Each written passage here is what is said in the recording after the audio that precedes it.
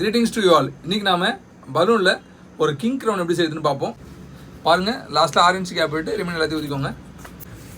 பாருங்கள், 1/2 inch bubble பண்ணிவிட்டு இதை மடக்கி முறிக்கோங்க. ஓகேவா? இன்னொரு 1/2 இன்ச் பபுள் பண்ணுங்கள், பண்ணிவிட்டு அதையும் சேர்த்து முறிக்கிடுங்க. ஓகேவா? அடுத்தது பாருங்கள், ஜஸ்ட் ஒரு 1 இன்ச் கேப் விட்டு ஒரு பபுள், 1/2 இன்ச் கேப் விட்டு அந்த பபுளை முறிக்கிடுங்க. இது அகெயின் ஒரு 1.5 இன்ச் விட்டுக்கோங்க. இங்கேயும் 1/2 இன்ச் பபுள் பண்ணுங்கள், பண்ணிவிட்டு இதை முறுக்கி விட்டுருங்க. இதை அப்படியே மடைக்கோங்க. இங்கே பாருங்கள், ஒரு 2 இன்ச் அளவு வச்சுக்கோங்க. வச்சுட்டு மடக்கிட்டு இதை முறுக்கிடுங்க. இது இன்னொரு 1/2 இன்ச் பபுள் பண்ணுங்கள்.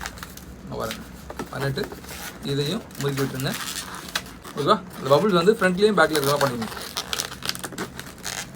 ஸோ சைடில் எடுத்துக்கோங்க. இப்போது இந்த பக்கம் பண்ண மாதிரி இந்த பக்கம் பண்ணணும். அதில் 1.5 இன்ச் இருக்கா, அதே அளவு இங்கே வச்சுக்கோங்க. வச்சிட்டிங்களா? அடுத்தது இங்கே 1/2 இன்ச் பபுள் இருக்கா, அதே 1/2 இன்ச் பபுள் பண்ணிவிட்டு முறுக்கி விட்டுருங்க. அடுத்தது சேம் இங்கே 1 இன்ச்சு, அந்த 1 இன்ச் பபுள் கேப்பு. அடுத்தது இங்கே 1/2 இன்ச் 2 பபுள், அதே 1/2 இன்ச் 2 பபுள் பண்ணி முறுக்கி விட்டுருங்க. இது நமக்கு தேவையில்லை, வெடிச்சிடலாம்.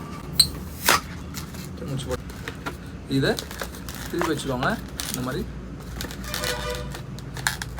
ஓகேவா? இதை எடுத்து வரமா வச்சுருங்க.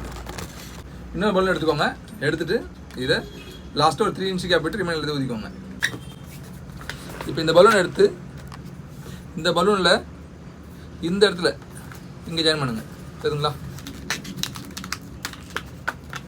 ஜாயின் பண்ணிவிட்டு இதை அப்படியே அளவு வச்சுக்கோங்க. இதுதான் தலைக்கான அளவு.